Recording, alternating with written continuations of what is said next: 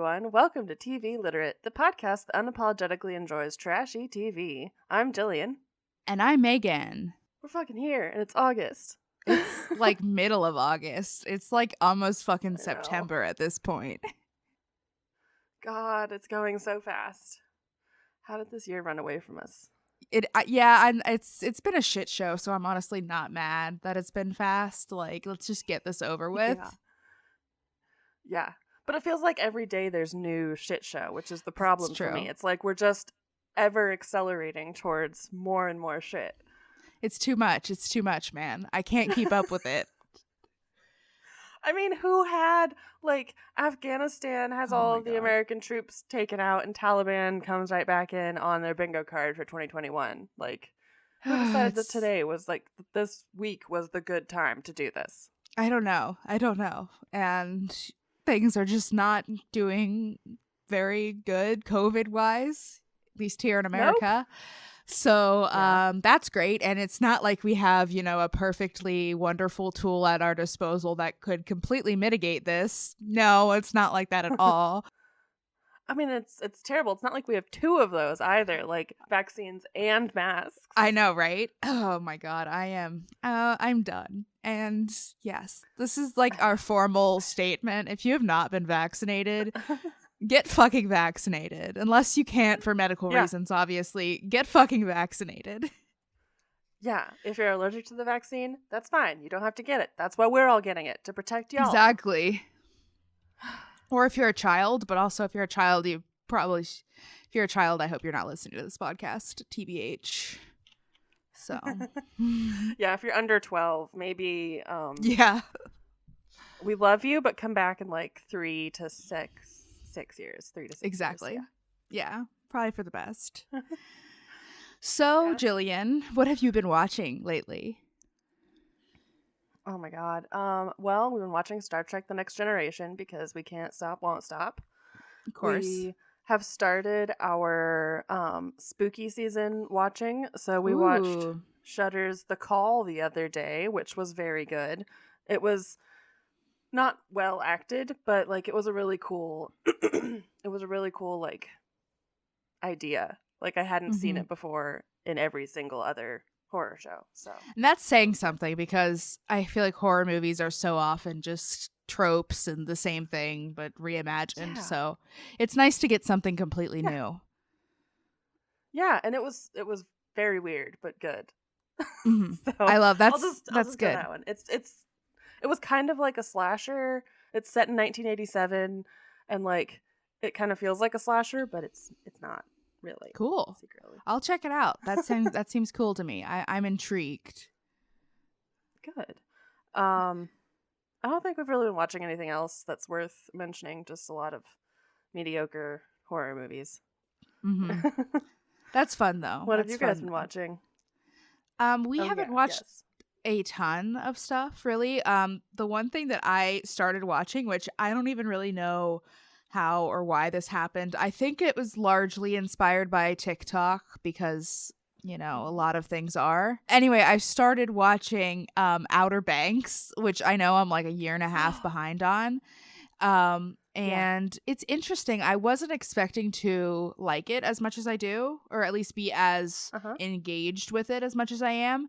I very much expected it to be a lot more, I think, superficial than it is. There's a lot of like cool mystery plot lines going on.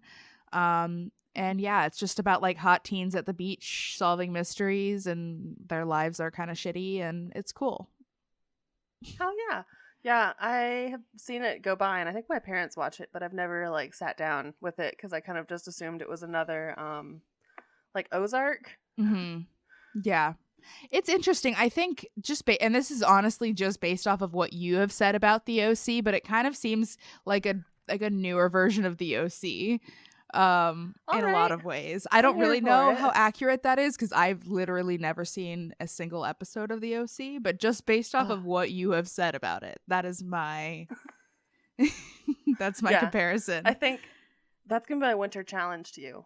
Watch the OC. I'll try it. I will at least start it for sure. What else do I have to do? It's very specifically cringe to exactly our generation because it's like, oh, he's a nerd because he likes Death Cab for Cutie. And you're like, oh, fuck. Yeah, definitely, for sure.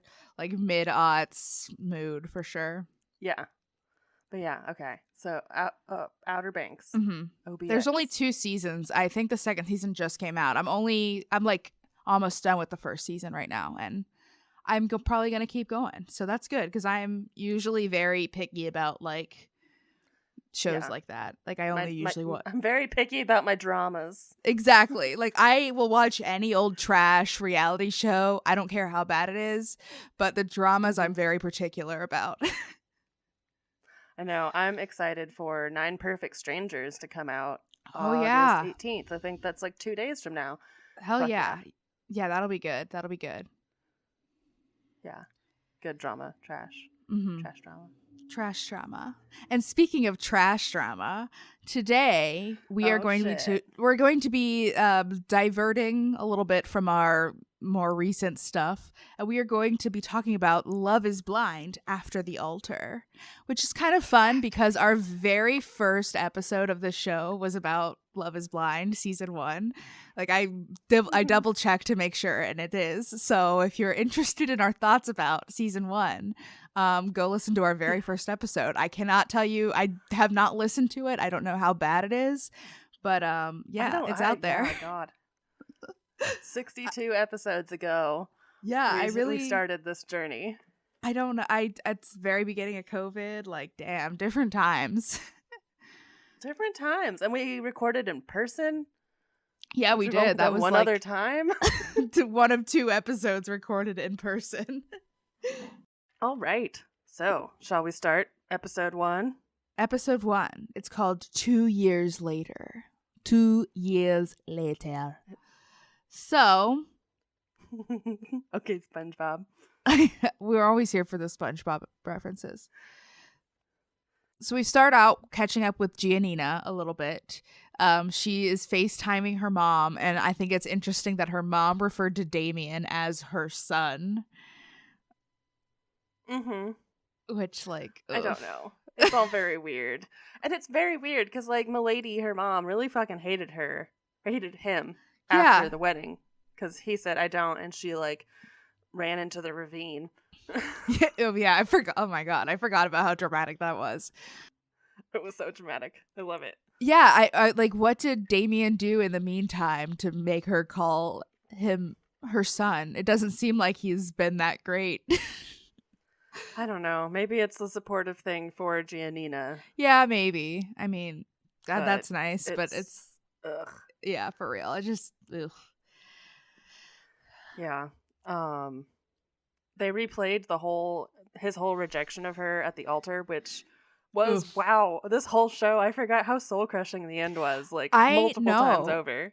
I for real think that I have like blocked out that part of my life. Early quarantine, like my foot was broken. I was miserable. I was terrified. I thought we were all gonna die. And I mean, I wasn't wrong. Yeah, we had a new pup. It was like overwhelming. So like I completely forgot about how just utterly insane this show was. And really, Damian just kept on giving for the insanity throughout all 3 of these episodes. My God. Be warned, this is not a Damian stan cast. I mean, I don't know how you can watch these episodes and not hate Damian. He's just not a good dude. Not a good dude. So, Giannina tells her mom that her and Damian are having problems, which, yeah, no shit. Thunk it. For real. Giannina was talking about how she's like, Mom, I just want, unconditional love. And I'm like, no. Like, you can't have unconditional love in a marriage. Maybe that's a thing to say. That's crazy for me. But, like, being married, I think there are things that you could do that are conditions where I would stop loving you. Yeah, no, I think that's fair. Yeah, I think unconditional love is only, like, it really, to me, applies to, like, children. Like your child, that kind of thing. But yeah, like, I love my husband, like, I wouldn't say unconditionally. Like, I love him how he is now, but like if he changed dramatically or if he did something horrible, like those are conditions where that might change. So yeah, I don't think you're wrong there. It's just like, it feels, I mean, she's 27 and he's 29, and it just kind of feels like they're both looking for something that doesn't exist. It's definitely not there. Yeah. Different ways. Right. Yeah. Yeah, she wants unconditional love, and he apparently wants to just bang hot girls all the time. Yeah, which, like, grow up, dude. Anyway. Yeah. Let's move on and talk about something a little lighter. Let's talk about Lauren and Cameron a little bit. So we go over to their house where both of their families are coming together to celebrate Lauren's birthday.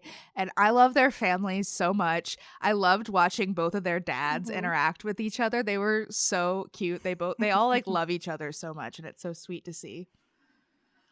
I know. It's so good. I am so glad that we got one happy relationship out of this, with like reasonable people who understand each other's like plights and privileges in the world. Yeah, and they like genuinely seem to love and care about each other, and it just seems like a really beautiful marriage. Like, and obviously we're just seeing what they show, but I don't know. I'm convinced, and I'm very, I don't know. I feel like I'm pretty skeptical usually, so. Yes. Yeah, I think I am too. Usually I'm like, I will pick anything out of this to be like, oh, they're the worst. Yep. Me too. But yeah, I mean, both Lauren and Cameron are like really good people, it seems like. Mm-hmm. So it's a little iffy with Lauren and Carlton. I don't know if that's this section or if this is later. It's like we'll get into that in just a minute. But that is like the next part coming up. Spoilers. But while they're at their dinner, they talk a little bit about how they're doing a joint anniversary party with Mark and Amber, because they both got married the same day. Matt. I keep calling him Mark, Matt and Amber. Barnett. I'm just gonna call him Barnett because I can't do Matt and Mark. Barnett and Amber. And so they talk about how they invited everyone from the season, including Jessica. And Mark, who is supposed to be coming with his pregnant girlfriend. And so it's going to be messy. Oh, yeah. I did like that Lauren was like, we're going to come off like straight assholes. Yeah. Yeah, just in general, dual anniversary parties. Like, I'm sure it was produced and funded by the Love is Blind people, but like, just don't do it, because it's never going to end well. No. Someone's going to be offended or upset. Yeah. It was just like it's just asking for trouble, which is 100% what they want. So, I mean, yeah. I mean, trouble is what makes good TV. Right. They talk a little bit, Lauren and Cameron talk a little bit about kids and stuff, and they talk about how they want to get started in the next year or so. And they talk a little bit about why things are on Lauren's timeline and not Cameron's, and Lauren says, "It's my snatch, it's coming out of me." And then she said, all he's got to do is shoot the club up. I know. I wrote down the same things. I was like, fuck yes, Lauren, tell him. Yeah, I mean, I get it. That's good. It's a good plan. Yeah, 100%. Like, it really is, like, it's the woman's body that's getting fucked up. It should be her to determine when. I mean, not like only her. Like, obviously the man should be ready too, but the man should not. But if the dude's like, I'm ready right now, and she's like, well, I need another year, then you give another year. Exactly. Lauren's dad talks about how he really loves Cameron and feels like Lauren is in good hands with him, which is really sweet. And I don't know. I really liked their family dynamic. Yeah. And I mean, even Cam's dad at the very end of their like little dinner they had together, he's like, you guys are the blueprint for America. And I'm just like, that's nice. Like, to have your like father-in-law think so highly of you and your relationship is a nice thing. It is, for sure. Yeah.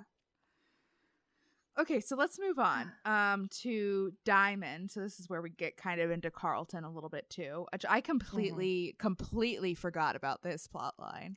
Oh my god, me too, because it was just like, what the fuck is happening? Yeah. So if you remember, Diamond and Carlton, they like matched up, but then while they were on like the honeymoon part before they got married, Carlton told her that he was bi, and she was not very happy that he was not forthcoming in the beginning with it, and so they got into a messy fight and broke up. So, which, like, I wonder why he wasn't forthcoming with it in the beginning. So she says her dating life has been unsuccessful. She's started a new business and she's been really busy with that, but she's also very picky, so it's just hard for her to find a person. So she's meeting up with Ebony, who was also in the show. I don't think she matched with anyone, so I don't really remember her very well. And Ebony introduces her to a guy named Rumiel. I think is how I said it. And they kind of hit it off. Yeah. And he's a friend of Ebony's boyfriend, Brett. Brett. It's just a name, man. I don't know. Rumiel just wants a family and to be married, have kids, blah, blah, blah. So they're like, oh, cool. We're both at this stage in our life. And they sit and drink and flirt for a while. Yeah, I loved how Rumiel was talking about like what he looks for in a girl, and he says that C cups is the lowest he'll go, and then he said, "Shout out to the ladies with A and B cups." I know, like this man does. I feel like this man does not know anything about bra sizing. First of all, because like he kind of intimated that Diamond was like C cup or a little bit near that, and I'm like, boy, she's not anywhere near that. She's got some big tots. Yeah, C cup is guys do not understand bra sizes at all.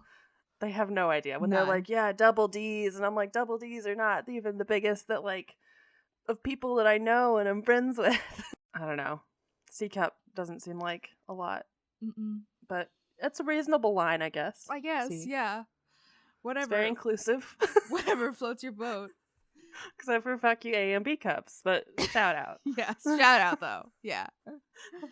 Shout out, but you're not going to be my wife. So, on Carlton's side, Lauren ends up meeting for lunch or whatever with Carlton. And he talks a little bit about how he was in a really dark place after the show, which I get. Like, his experience sucked and was really traumatic. Yeah.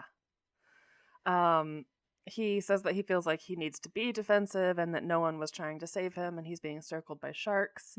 And then, of course, he brings up how homophobia is rampant in the Black community, and he and Lauren kind of get into it. And I think this is what ends up with him not attending their anniversary party, is because Lauren's like, it's fine, you should just deal with it. And he's like, I don't want to just deal with it, especially in somebody that I want to date. No, I was a little like disappointed with how Lauren handled this confrontation, because it was clear to me that Carlton really just needed like somebody to like vent to and somebody to be there to support him, and Lauren was just kind of acting pretty defensive and like, I don't know. I've definitely been in that situation before where you go to somebody and you really just need to vent, and instead they're giving you like advice that you really don't want or need, and it's not or good. Dismissing your feelings, which is partially what she was doing. Which, I mean, like, it's pretty well known that homophobia is an issue in every race,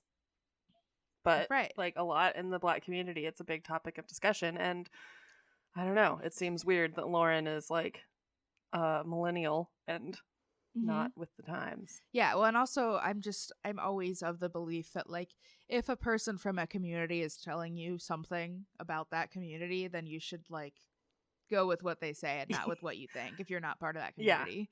So but so it was a little disappointing, and I can't blame Carlton at all because he doesn't end up going to the party. And like if Lauren, who I think he saw as like one of his closer friends from the show, was like acting like that, then like, I wouldn't want to go to a party where people were going to be like that or worse to you. Where your like only main connections are weird white people.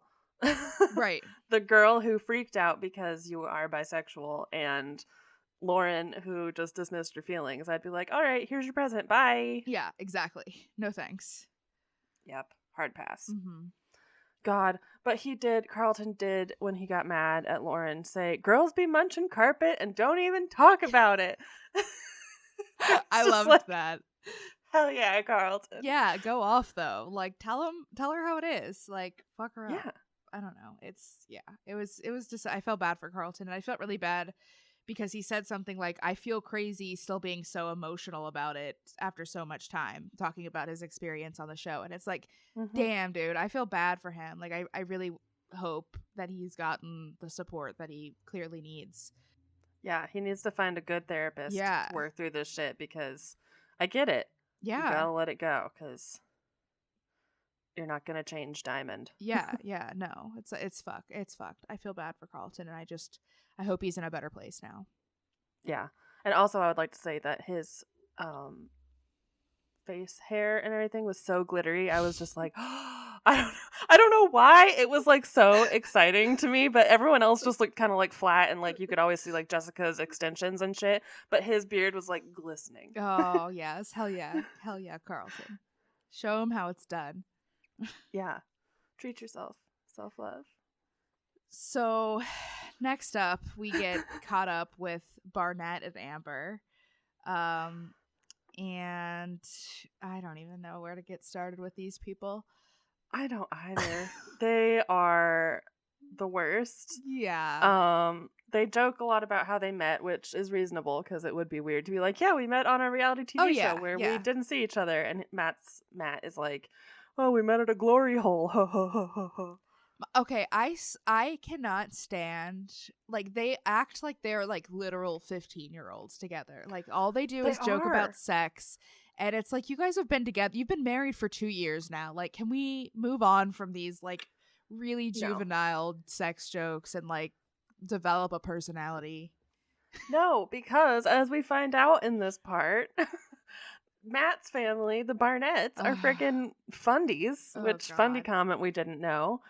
I think I might be skipping ahead a tiny bit, but like that makes sense because they're so fucking weird about sex. Yeah, they are, and it's just they just very gross to me. I don't know. They talk a little bit about their experience on the show. They talk about Jessica, and they call her Voldemort. Cause yeah, I don't know. It's 15-year-olds. Like, it is. I called people that I didn't like in high school Voldemort, or like she who must not be named. Yeah, because I was 15. It's just very immature. Like it's bad. But then they talk about how Jessica is apparently going to be at the party, and I think Amber says it's pretty bold going to a party celebrating a couple that you tried to break up. And I want to say, like, first of all, it's like a joint party. It's not just about you guys. Also, like, I don't even know. Like, it's clearly also like a reunion thing. Like, what do you expect her not to go? And I don't know. It's just, they're just so immature about this to me. Well, and the whole other thing, it's like, she didn't actually try to break you guys up. She was also just flirting with him and thought that she was going somewhere with him. And so did LC. And like, yeah. Like, your husband was just a player. Like, that's just how it is. You guys weren't exclusive yet. You weren't at that point. Like, it was a game. Yeah. Like, Jessica was clearly, like, going through some shit. Yes. Like, I'm not saying she wasn't. Like, but, like, it's not like she's evil. Come on. Like, she's clearly going through some shit. Yeah. And, like, when you talk about giving your golden retriever wine, and that's how much of an alcoholic you are, like, you're going to probably have gotten better if you've done some therapy and done some, like, soul searching, because you've been called out as the worst person on a reality TV show. Right. At the beginning of a pandemic where everyone fucking watched it and hated you. Oh, God. I'm just so much therapy. Yes. I would just live in a little cave and not come out. For real. For real. Just me and my therapist for a year. Honestly, I have a lot of respect for Jessica for even, like, showing her face again on TV and, like, so... And being the bigger person. She got them a present. Yeah. Like, she was trying to be like, hey, you know, it's been 2 years, water under the bridge. Yeah, but, okay, we'll get into that in a little bit. I know. But yeah, it's God. So then we move on. Damian, Cameron, and Mark work out together, and they kind of talk about married life, the two of them that are married, and kids and stuff like that. Cam jokes that the best part of marriage is not using condoms, and I want to die. Yeah. Again, I hate I'm sorry, I hate men. Men are the worst. I don't disagree.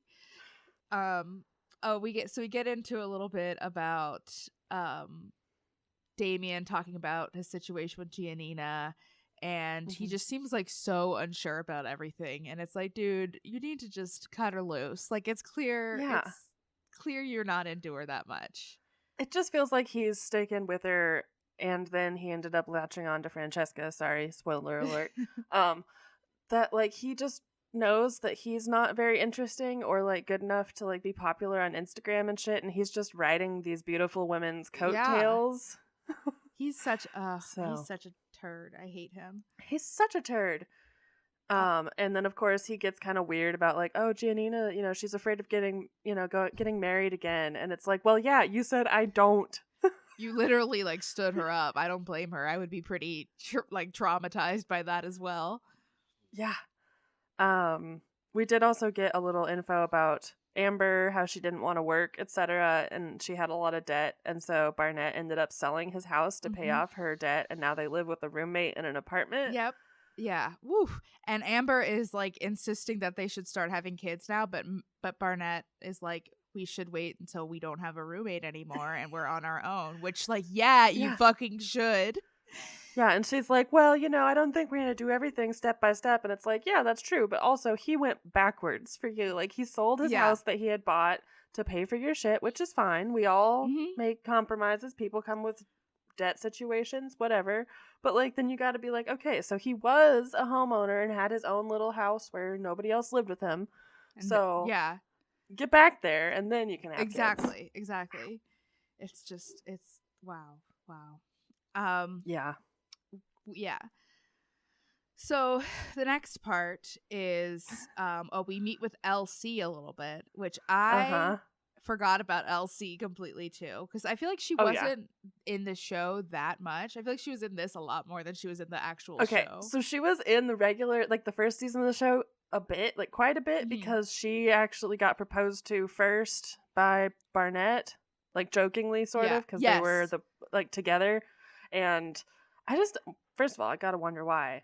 What's her face? Amber doesn't hate her like she hates Jessica. Good point. But I love Elsie, and I loved her in the show because she was very much like the normal person. Like, you guys have to be fucking kidding me. Like, stop being so dramatic. I think that's why I didn't remember her that strongly from the show, is because she's like a normal person. Yeah. And she was only in the first few episodes because she didn't end up matching with anybody. So, yeah. But she kind of talks a little bit about her situation and how she was rejected by Barnett and things like that. And then, so she is meeting up for dinner. Giannina's there and Diamond's there. And then Jessica comes in. And this is where Jessica says, I really kind of crashed and burned in front of the world. Which, yeah, you did. You did, baby. You did, baby girl. I'm so glad that you seem to have gotten therapy over it. She seems a lot more stable. I mean, it might just be the lack of alcohol, but even just that is good. Like, you know. Yeah. Yeah. And I mean, I think they were all drinking at the party. Yeah. Yeah. And she seemed... I don't think she got crazy. No. She just was drinking a regular amount, even though she was in a very stressful situation. Yeah. So, yeah. Good for you, Jessica. Yeah, she seems to be doing better. Yeah, she has a new man who is not coming to the party, which I can't really blame him. I think they don't live in Atlanta where the party is happening. Yeah, Jessica lives in California now. Yeah. Giannina says that her sex life with Damian has gotten better because there was that whole big scene that they showed where Giannina's like, "You ever notice that I never agree when you say this is the best sex of your life?" And it's like, fucking, oh god.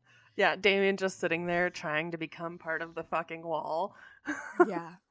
Which he deserved because he was being a whole shit this whole time. For real. So, I mean, he deserved it. For real.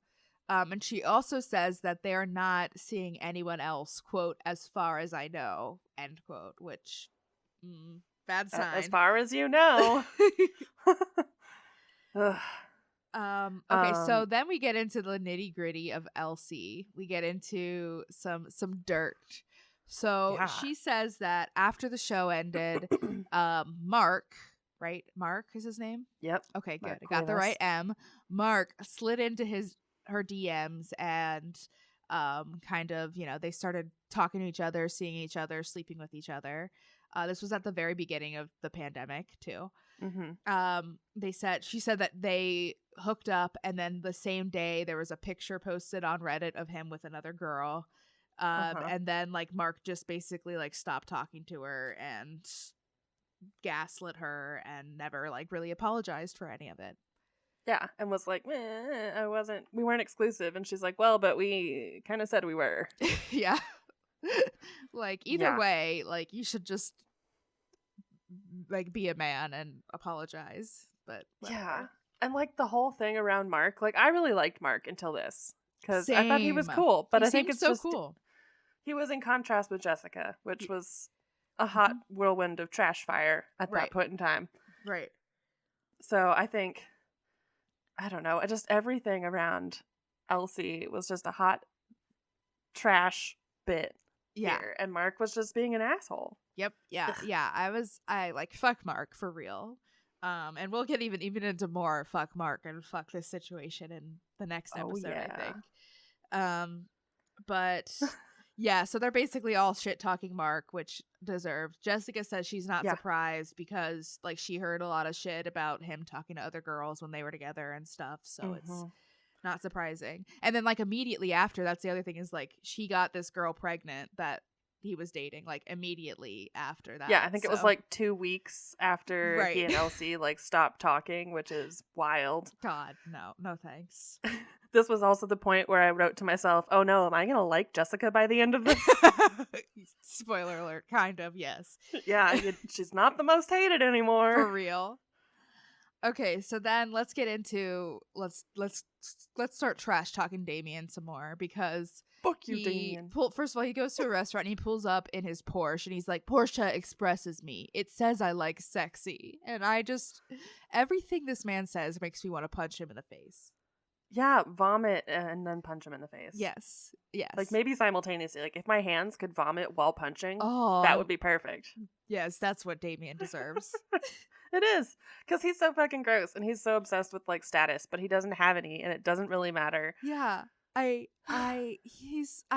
just don't understand Damian at all. Like, I'm like, what does he have to offer? He's not a nice person. He's not attractive. I'm sorry. Like, he's very like normal looking. He's not, which is fine. But like when you're a piece of shit on the inside, it really takes something on the outside to make you not a piece of shit on the outside too. That's what I'm saying. Like, you either have to be hot or a good person. You know, one, at least one.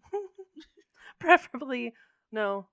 Both is fine. Both is fine. Both. The good person is like the bare minimum. The hot is fine, but not. Yeah, that's not like the icing on the cake. Exactly. So he is going out to dinner with none other than Francesca from Too Hot to Handle. I know. Man, it's so much, because Francesca, I don't remember if I said this on the show, but Francesca up until this point had been dating a woman. Yes, I think we talked about that like very briefly at one point. Yeah, because then they broke up and I guess she decided to go out with Damian. Like, come on, girl. Like, you could do rebound? So much better. Just take his money and run. Seriously. Okay, so this leads perfectly into episode 2, which is called Married, Single, and It's Complicated. So we start out on the date. And Damian claims that he mostly goes to Francesca for relationship advice. Sure. Yeah. But there was a photo of them taken by like paparazzi of them like holding hands, which Giannina saw, but like, of course, he says is nothing. But like, come on. Yeah, he's like, we're just friends. Friends just hold hands sometimes. Right. Okay. Okay. He talks about how Damian and Giannina have a lot of little fights, and Francesca says that your needs never come first to Damian, and it's like, how you know nothing about this relationship. I know. Okay, so this whole thing, I'm gonna preface this all so that I can be less mad about all of this. Okay. He totally fully lied to Francesca that he and Giannina were over. Yes. So like, it makes sense if you're thinking of it like, hey, you just got broken up with and you're still bickering with this person you were with for 2 years. Yeah, you know, do something for yourself. Your needs need to come first. But it's like, girl, you are not getting any real sides of the story. You don't are know being anything. lied to. Yeah. It's Damian is such trash, for real. Yeah. Giannina meets up with her mom and they talk a little bit about their relationship, Damian and her relationship. Giannina says they have very different communication styles, which seems to be true. And also it seems like Damian in the earlier part with Francesca was like, she's very forward. She'll tell you her mind. And I'm like, how is that a bad thing? Yeah. Like, why are you saying this? Like, this is a fault of hers. Like, she's saying, hey, these are the things that I need and I'm mad about. Like, oh, I don't like that my significant other communicates things with me. I don't like that she says that she's it's like, you really just don't like that she's unhappy and you don't like that you have to change things, but... Yeah, that she's holding you to an actual human standard. Right. That's not just a fuckboy standard. Imagine that. This is where they talk a little bit about the paparazzi photo, and her mom talks about how she's like a little concerned about Francesca, but Giannina assures her that nothing is happening and they're just friends, which is big yikes. Big yikes. Yeah, like I just don't even understand why either one of them are still trying at this point. Like, why is Giannina still like, girl, you could do so much better. I know, isn't it? I think Damian, I think her thing on the show was that she hadn't had a boyfriend or something before. So, yeah, I think something like that. I can't remember exactly. So, like, she was very inexperienced, at least, in the relationship department. So, like, I kind of get why she's sticking with him, because she's like, I'm going to make this work. And she didn't go through that at 16 when some shithead dated you and you're like, I'm going to make this work. And you're like, no, fuck you, a year later. Yeah, that is true. I've been there for sure. Yeah. Been there. Haven't we all? But yeah, it's like, girl, you can do so much better than him in every way. And she also says in this part, we've fought so hard and been through so much. And it's like, the sunk cost fallacy is not a real thing. Like, just cut it off now so you don't waste any more time. It's like 2 years is not that long. You know what I mean? Like, you can, it's not that big of a, like. She's 27 now. She's not like 98. She's not 45. She's young. Well, and it's like when you like break up with someone or a relationship ends, like that doesn't mean that was like wasted time or whatever. Like, you learned from that relationship. That's an important relationship in your life, but it's not the one that you should stay in if it's not a good situation for you. Yeah, I mean, she can just learn like every single red flag ever from this one relationship. Exactly. Just write them down and be like, never again. This is exactly what I don't want in my next relationship. Yeah, we're like, do you have a 2013 Porsche that you think is your personality? Right. No? All right, we can date. Perfect. So back to Damian's date with his friend, Francesca. Damian talks about how he's really gotten into his appearance since the show. He's really into his skincare routine. He's gotten filler under his eyes, and he got Botox under his armpits, which Francesca later tells him is not a good thing to do. So... No. Yeah, I believe it is kind of unsafe. You're supposed to, you can do it for like if you have the extra sweating thing, hydrocentibus babade, where I don't remember the word, but yeah, like that makes sense if you're like an overproducer of sweat. But like this man's just gonna die of heat exhaustion. Yeah. Good luck. Yeah. But this is also where Damian invites Francesca to the anniversary party, which, what the fuck was he thinking? What the fuck? I know. And she tried so hard to clarify. She's like, as a date? As a friend? And he's like, as a date. And you're like, holy shit. Yeah, he says, first he says, we'll go as friends and see as the night goes. And it's like, no, dude, that's not an answer. And you need to just stop. He's like, I just want to get blackout drunk with you. And it's like, ew. Yeah. Like, Francesca's just a party girl, and she thinks that he's single, and Francesca has her flaws. Yeah, for sure. But yeah, this is definitely on Damian. Like, it clearly seems like, and later on we'll see that she did not know that him and Giannina were still like actually a thing. Yeah. So Okay, so here we go. We get into Barnett's mom and dad. And how they love Amber more than they love Matt, which, okay. But then Amber is having a talk with Matt's mom, and they're talking about Matt's reluctance to have a kid. And this Amber says, you're never going to have the perfect situation to have kids. And I mean, that is like I hate it when people say that when they're like clearly not in the place where they need to have kids. It's like, yeah, I understand what you're saying. Like, you're never fully prepared to have a kid until you have a kid. That is 100% true. But there are a lot of things that you can do before you even have a baby that would ensure that to be an easier thing to do. And not even necessarily like the economic stuff. Like, she and Barnett obviously don't have like a very strong foundation upon which to persevere if the times get tough. Like, yeah, it's a lot more about just like having a good place to live, and like, you know, you need to be in a good place with your partner as well, and they have work they need to do for sure. Yep. But this is where we get Amber or Matt's mom showing their fundy side, because he says that they have to be on Matt's timeline because, quote, it's the men's job to be the head of the house. It's in the Bible, and you just have to trust your husband. I know, she sounded so like fucking put upon that this has been her life. She's like, you know, sometimes you just gotta let go and let God. Yeah, she was just like, you know, it sucks, and, you know, I want to fucking kill myself, but it's just how life is. It's like, no, it does not have to be that way. It really does not. This is why she's drinking 2 pitchers of sangria on a Monday afternoon. Like, girl. I promise you do not have to do everything your husband tells you. Like, that's not He doesn't have to be your leader. He can, in fact, just be a partner. Exactly. You can make decisions together. It's a thing. God, it was so bad. We also find out here that Amber was diagnosed with epilepsy because she was seizing in the bathrooms. And, like, again, why are we pushing so hard to have a kid? You just got diagnosed with epilepsy. I feel like maybe you should give it a year or 2 to figure out, like, your meds and if you have to be on them and if you can't be on them during pregnancy. Yeah, 100%. Like, I am somebody I don't have epilepsy. I have diabetes and other chronic illnesses, but, like, 100%, one of my biggest priorities before we ever tried to have a kid was to make sure that I was as like in line with my illnesses as I could be and my medications, and I knew what I could and couldn't take. Like, that's an important thing. And if you were just diagnosed, like, yeah, it's a big life change, and it's something you need to take the time to figure out. Yeah, and can require like crazy drugs like phenobarbital, which can be harsh on a fetus. Right, exactly. It's just a lot going on.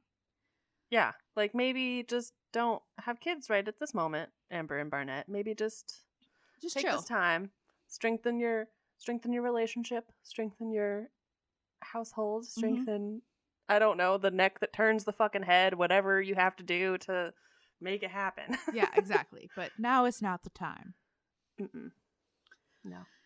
Okay, so it's the morning of the party. Lauren and Cameron go out to check out in the venue and everything.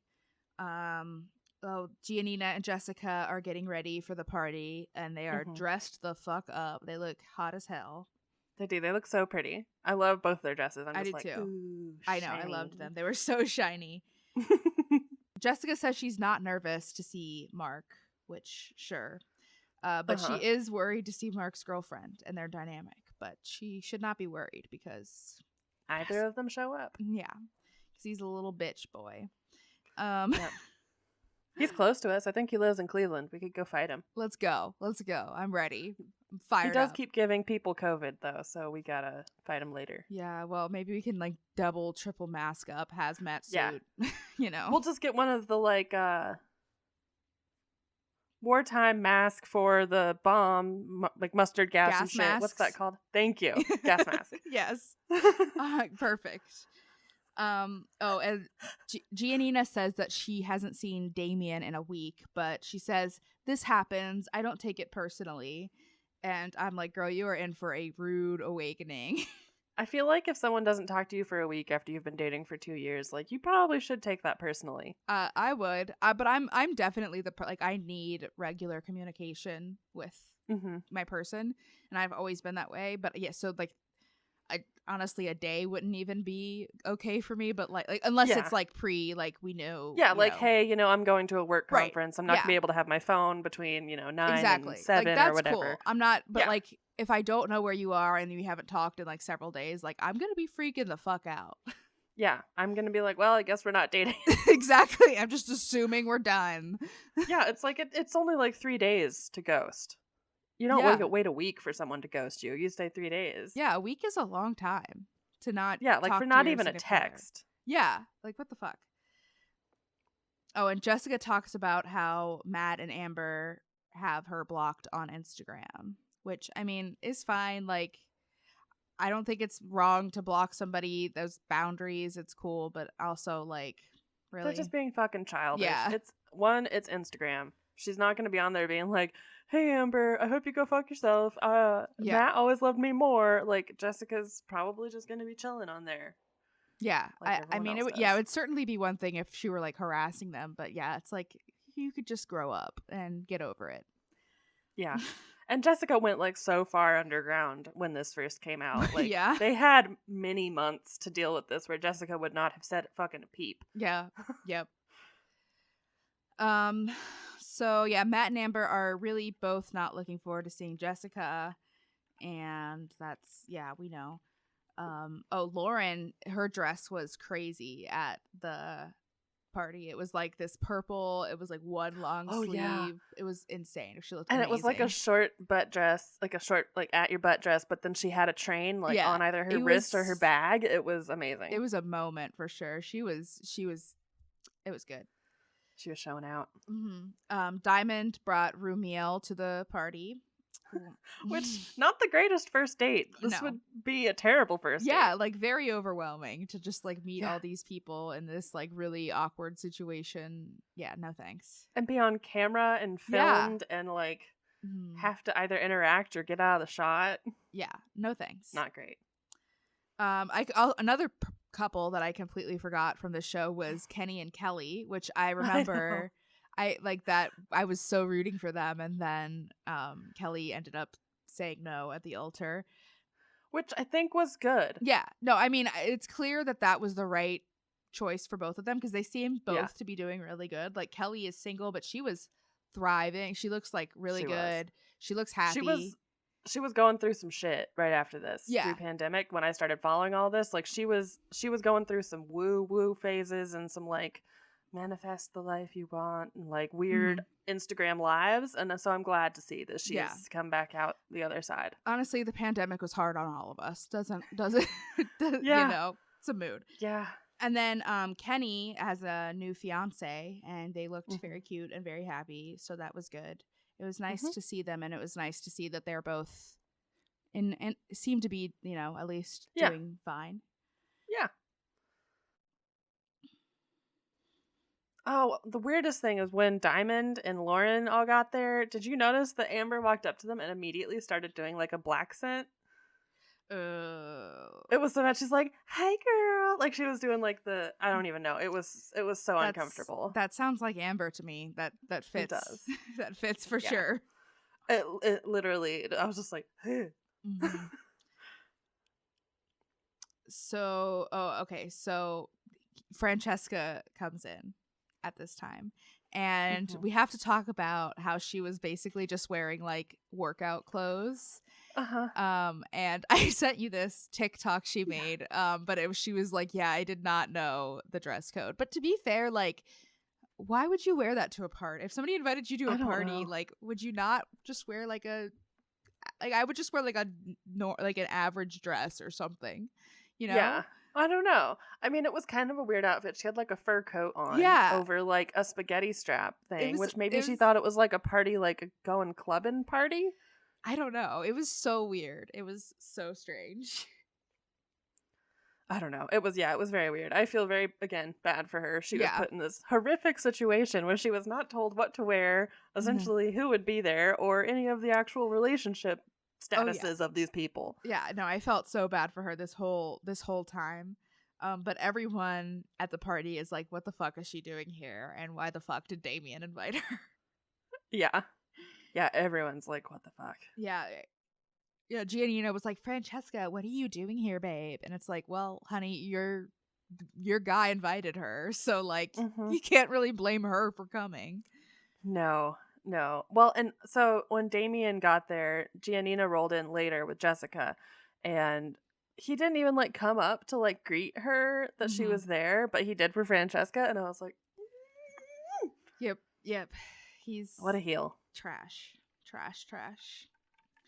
Okay, so then we get into a part that really just got me. It got me. This Amber Elsie fight thing that was going on. Oh my god, okay. Amber and Mark are friends. Like, Mark is really close with the Barnetts, and so it's clear that she is very biased in his favor. And so she sits down with Elsie and Diamond, who are kind of talking about the Mark situation and whether or not he's going to show up and that kind of thing. And Amber just decides to like butt in and first of all, she told Elsie that she, quote, needs to be an adult and get over it, which to me, I would say, no, I don't think that Elsie is the one that's not being the adult in this situation. It is very clearly the person who's not taking accountability for their actions, which is Mark. And also you, who are like an actual like child. Yes. But then we talk about how not only was it just like fucked up based on like the morality of it, but this, like we talked about, was at the very beginning of the pandemic.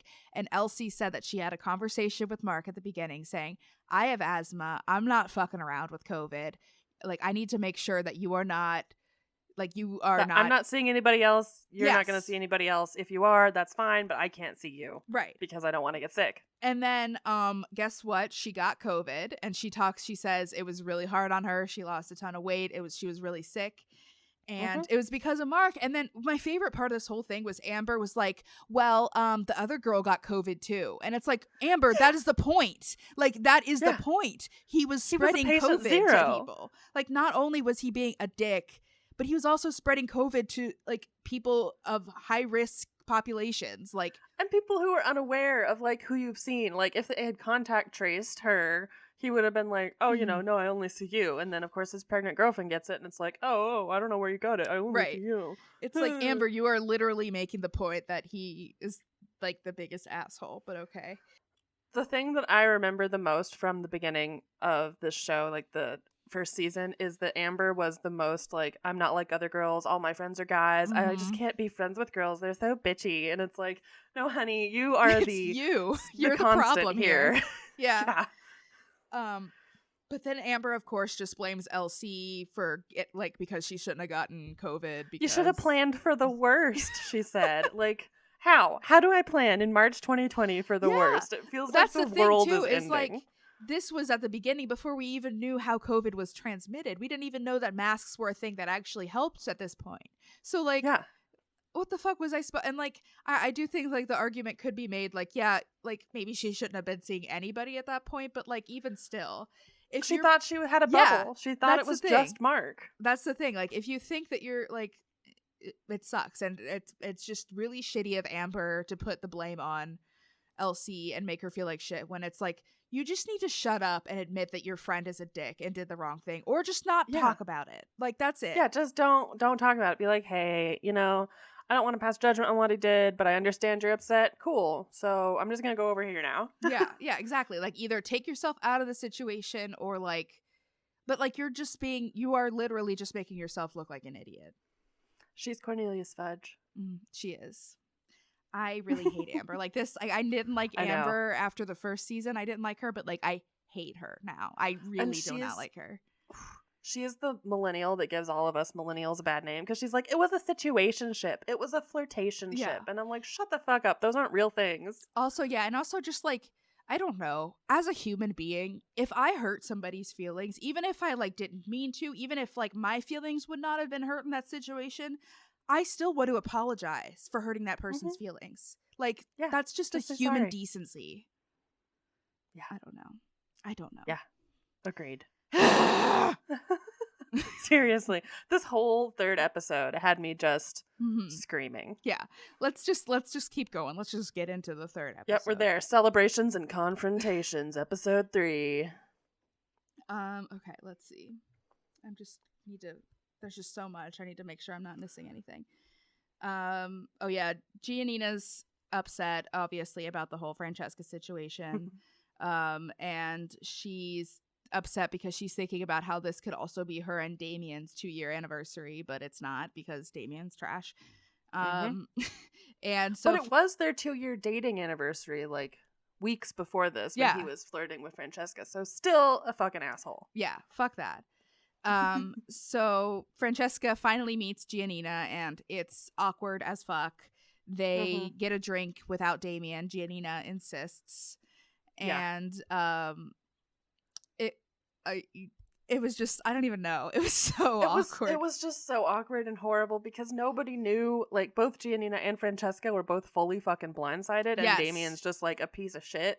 And I don't even know. Like, Giannina, of course, went immediately into defensive mode because she's like, well, this girl's trying to steal my man. And Francesca's like, I'm not trying to steal your man. He said he wasn't your man. Yeah. Like, it's clear, like, Giannina goes, you know, like, if you ever try anything, you're messing with the wrong bitch. And then, like, Francesca, like, very clearly realizes, like, oh shit, like, this situation is completely different than I thought it was. Yeah, she's like, oh, so, you know, if you guys weren't together in the future, I don't know what would happen. Like, yeah.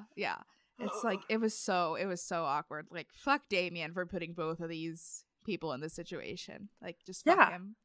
Yeah, and he was like standing there when he was there, and he's like, I'm sorry the whole situation's bad. And it's like, sir, you created this bad situation. You 1000% made this situation happen. Yeah, not only did you, like, treat both of these girls in a way that made them think that they were, like, the only person in your life, but also, like, you invited this person together here and, like, made this situation, like, this could have been handled so much better. Yeah, you don't invite your mistress to a party with your wife. Like, that's insane. That's literal, like, it's just common sense. I don't know. Yeah. I feel like you want to keep your mistress secret so you can continue to have a mistress, right? Right. I don't know. But yeah, it was awful. Let's see. I don't even know why I wrote this down, just that I was really offended that they made the, like, chicken satay things, but they called them chicken lollipops. I don't like that at all. I hate that. No chicken lollipop. Yeah, no, those two things don't need to be said in the same. Just call it a skewer. Yeah. Just, if you don't want to say satay, whatever. So, we get a little, like, thing that's showing Diamond's date, Rumiel, and how he does not want to socialize at all, which, I mean, I don't really blame him. Reasonable. It's mostly crazy white people out here. Yeah. Mark still hasn't shown up, and spoiler alert, he never does, because he cannot face his own actions. Like, it's just, like, you're an asshole and you can't even, like, face up to it. Yeah. Which, I mean, it's kind of good, because if he had been there, it would have just been all bad through everyone. Yeah. It would have been a Damian situation of making a bad situation worse. So I don't know who picked the right direction here, but both of them were wrong. Yeah, there was no good situation regardless. No. So then we get into another reason to hate Amber. So Jessica bought both couples a anniversary gift, and she decides it's time to give it to Matt and Amber. So she goes up to, like, approach Matt to give him the gift, and he just, like, acts like a literal 5-year-old. I don't even know. Yeah. Like, won't even look her in the eyes, won't talk to her. He's just, like, running in the opposite direction. As a board, saying, just, this is so awkward. This is so awkward. And it's like, you're making it awkward. You're the one. You just need to be an adult. You literally just have to, like, say thank you for the gift, whatever. You don't even have to talk. Like, you just have to grab the gift from her and say thank you. It's really not that hard. But then he says that Amber has forbidden him from talking to Jessica, which, like, come on now. Do you really need to do that? That says a lot more about your trust in your husband than anything to me. Yeah. So then Matt goes up to Amber and tells him what's going on, and Amber just flat out refuses to even accept the gift from Jessica, which, what the fuck? Like, how immature can you be? Yeah, she says, she does not exist in our world. And it's like, okay, you can't just say that about every single problem in your life. Like, you have to just deal with it and move on. And also, you're the one that's brought up Jessica more than anyone, so she clearly does exist in your world. So yeah, stop being so obsessed with her. Yeah, for real. It was just this whole thing just showed how childish Amber is to her core. And how like weird and controlling she's requiring him to be. Yeah, it's weird. It's fucking weird. And again, not happening with LC. Mm-hmm. Yeah, exactly. It's like you can be mature and just move on, but nope. Mm-mm. I don't know. Yeah, and like the present wasn't even like anything crazy. It was just Tiffany champagne wine glasses, champagne glasses. It wasn't like a plaster mold of her vagina or something being right. Like, masturbate to me every night, Barnett. Yeah, it was like a normal like anniversary gift that you get for a couple. What the fuck? I hate Amber so much. Kenny comforts Jessica, which is nice of him. Kenny and his fiance, which again, Kenny always seemed like a nice dude. Yeah, I just felt really bad for Jessica because it's like she's trying to be the bigger person and trying to move on and like make good on any mistakes she might have made or any like bad feelings and there being might like, I respect your relationship. Here's your anniversary present. Yeah, like it's just I just felt bad for her. Yep. Sad. So then there's a confrontation between Francesca and Damian. And Francesca tells Damian, dude, you've completely underplayed your relationship with Giannina. And you should have been way more clear from the start that you guys were still together. Which, like, yeah. Yeah. And of course, then Damian says, well, you know, it's all on Giannina. This whole thing's on her. Yeah, of and course. I'm like, yeah. Yeah, like I hate him. Giannina said at that lunch earlier, they weren't supposed to be seeing other people. Like that was the impression she was under. So like, you've just completely fucked everyone over, Damian. Like, just stop. Yeah, I mean, they've been together for 2 years. Did he think that when he just stops talking to her, that means that he's done with Giannina time? He's like, oh no, this week is no longer dating Giannina. This is dating Francesca week. Right. Yeah. You're fucked, dude. Brumio also leaves. Because he's reasonably done. He doesn't know anyone there, bored as hell. Yeah, like we said, camera. Not a good date, not a good first date. Like that's a good date for somebody you've been with for a long time and want to introduce to people, you know, but not like get to know you type of date. Yeah, like bring your fiance, don't bring your first date boyfriend. Exactly. Boy date. Date mate. So then it's time for some speeches. So Cameron goes first and gives a speech, and it just felt very genuine and heartfelt. They just like I said, they just seem like such a genuine couple who love each other very much. And he was crying, and it was really beautiful. It was. Oh, I do have to say before this point, Diamond gave a speech, like a tiny little speech earlier, where she was like, Lauren and Cameron, you guys are couple goals, da-da-da-da-da. And then it was like, Matt and Amber, congratulations. You guys are still married somehow. You made it this far. But yeah, then Barnett does his speech next, and it was just like a video that he had made of himself kissing Amber in bed every morning. I don't know. It was weird.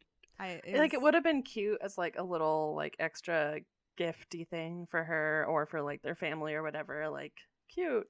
But he was just like, it's always an adventure. I like kissing you. Here's a video. It was just like, okay, it didn't just compared to Cameron's like really heartfelt speech. It just felt a little, I don't know. It wasn't great. Yeah. A little broke, not woke or bespoke.